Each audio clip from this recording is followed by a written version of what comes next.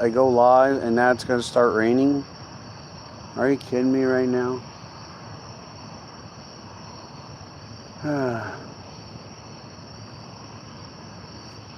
Oh boy. I put this away. Alright. I gotta see what happens. This is gonna smack myself in the face with the chair. It's great. Great stuff. Let me see if I can put this. There's no light in here. I didn't bring the flashlight because I didn't think I needed it. Boy, I was wrong. There's Holly. How you doing? Ashley's here. All right. Hang with me, guys. I'm trying to get... It started raining here. I wasn't prepared to be in the trailer to do this live, as you can tell. And I don't have a flashlight. Let's see here. You know what? Let me grab glasses. I'll do something like half and half. All right. I'm just kind of chilling out. Really wasn't going to have much to talk about today. Just the sky looks funky tonight. With the drizzle and all. So, okay. Maybe I'll have to put my chair back up, or maybe what I can do... See if I can get... Oh, wait. I never found the other battery. Dang it. The rechargeable battery on my flashlight was signaling low charge. And I have a second one. I don't know where I put it, and I never took the other one out to charge it. Dang it. How am I going to do this? Let's do this. Improvise. We're going to improvise. So what we're going to do is we're just going to unlock the back of the trailer and the rear door of the trailer.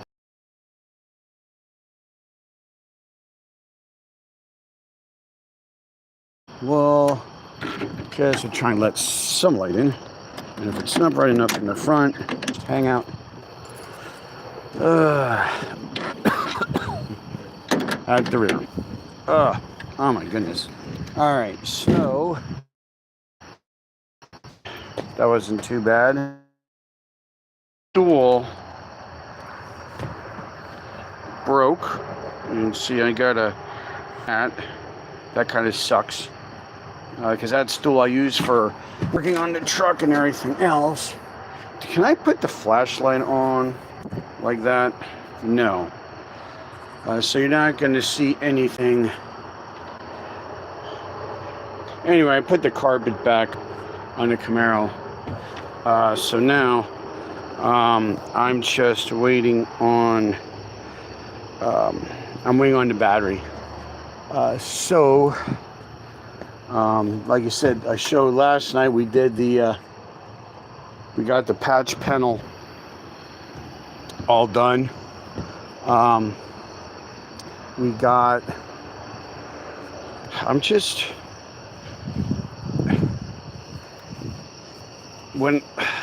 going to go into a little story here. I know, imagine that, me telling stories, imagine that. There's a funky idea. I used to go over this car every week when I was racing before. Look for little things here and there. I blame this car for having OCD. If that's possible to do that. Because you go over the car and you find little things here and there. And you keep going over and over and over the car, combing over it, going through it, checking bolts, checking wiring. Dang it, I wish I had a flashlight. Because I have been painstakingly going over engine wiring on this car now for 2 weeks. And I keep finding something. And I think I just need to chill. I'm hoping this battery comes before Friday. I know Lloyd is chomping at the bit to go racing on Sunday. And that's a possibility. As to how easy, I guess the question at this point is, with the new battery, will the ECM or will the ECM not power the fuel pump? We have a solution either way. Obviously, the easier solution would be put the battery in the car, we turn the key, everything primes, and everything works as before. Yeah, thank you, Holly. I hope we do too.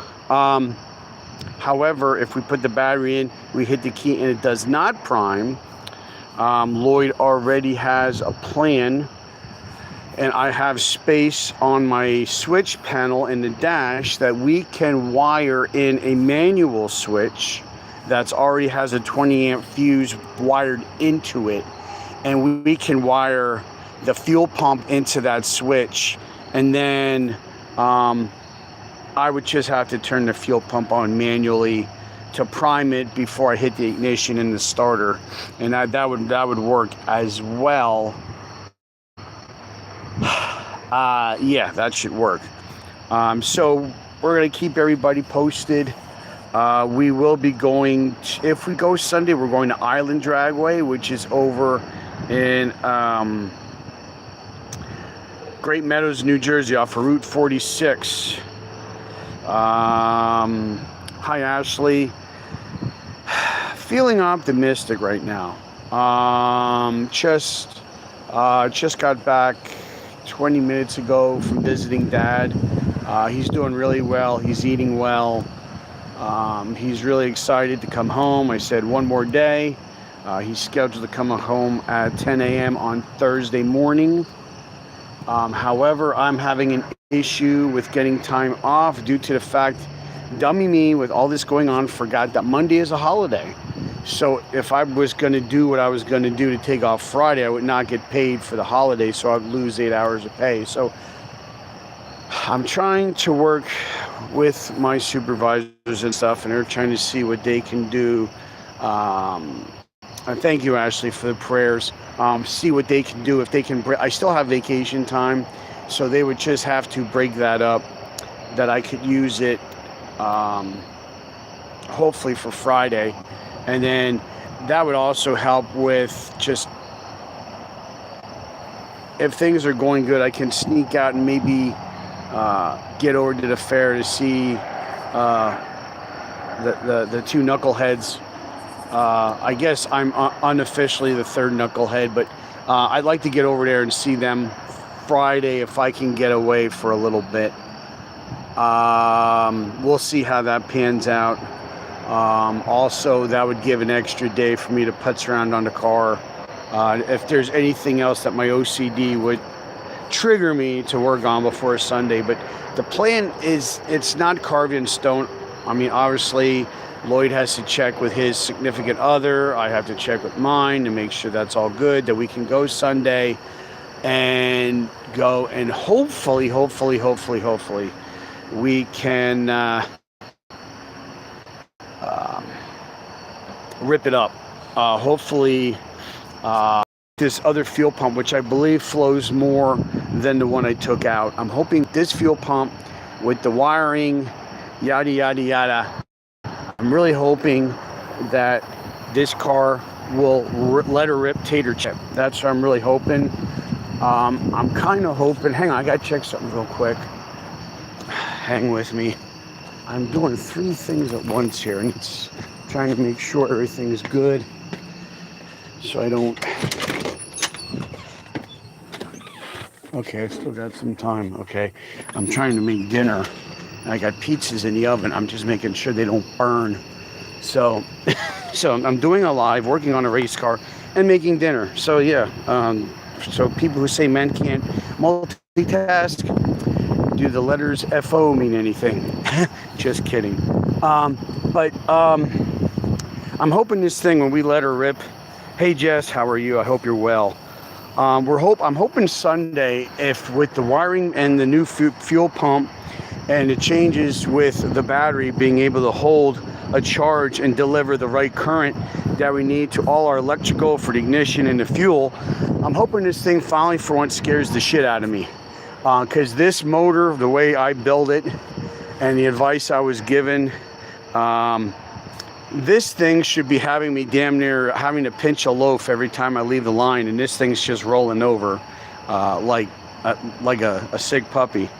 So we also, thanks with the help of Lloyd, we manually bled the brakes again. There was air in there, so the pedal feels really good. And if the brakes are as good as we think they are, we should be able to hold a lot more RPM. So we should be able to use the higher stall speed of the torque converter in the transmission, which would allow us to spool the engine up more RPM off the line, and therefore get into the power band a lot quicker and be able to really run hard with this thing. And if we can get some back-to-back passes and hopefully run numbers that are relatively close to each other, that would be awesome if we could get that done. We're gonna wait and see. So yeah, I guess I'm asking for a lot. I want to be fast and I want to be consistent, so sometimes you can't be both. I'm kind of hoping we pick up a decent amount of time and speed. At the same token, I also want to be consistent. I don't know.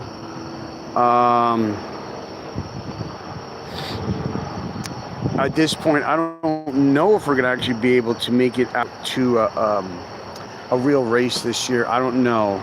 I'm being optimistic. I would like to make it to at least one this year. I actually want to test myself against somebody in an actual elimination race. Just kind of matching wits, if you will. I was pretty, I should say Lloyd more than me, but for not sitting in the driver's seat for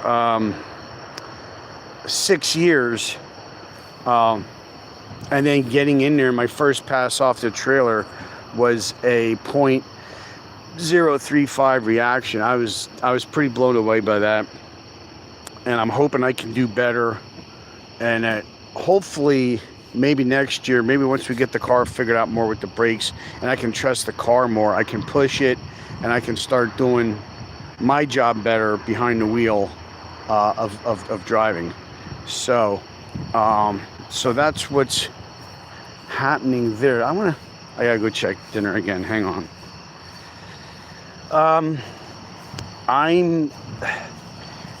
I'm optimistically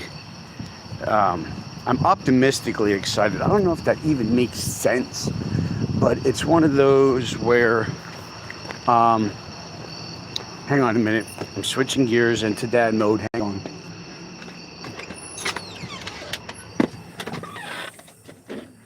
Just started it. Okay. Okay. That's fine. I'm just going to turn this off then, because that should be good. So, okay. I can't figure out. I bought 2 different food grocery out of 2 cans. It's not holding, and I can't find the cans. But you see that they're like it's wellness and it's yellow. I'll have to look for it then. So okay, so we were able to save dinner. Yay! It just went off. So yay, we saved it. Yay! So yeah, getting back to the comment about excited. Yes, I am.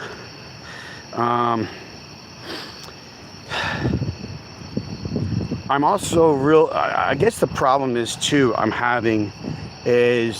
haven't really had much success with this car since we did the big changeover in 2000, was it 6 or 7 was when, because 2004 I had the accident with the car. I ended up tossing a drive shaft at 104 mile an hour and ripped the whole bottom of the car off Unfortunately, fortunately, I did not lose my foot. It almost took my right foot off when that let loose. So needless to say, the car was in really bad shape. And again, that happened at Island Dragway, where we're going on Sunday. Duh, I think I would have learned by now. But so 2000, it might have been even 2005.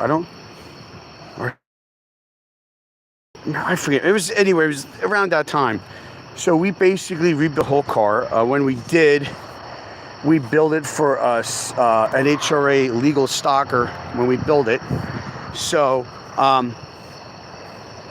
we, obviously the rear suspension was toast because the drive shaft just beat everything up. So we rebuilt the whole rear suspension. We made it a stock, but we made it more race, like what NHRA rules would allow. So that's how we built the car. We beefed everything up.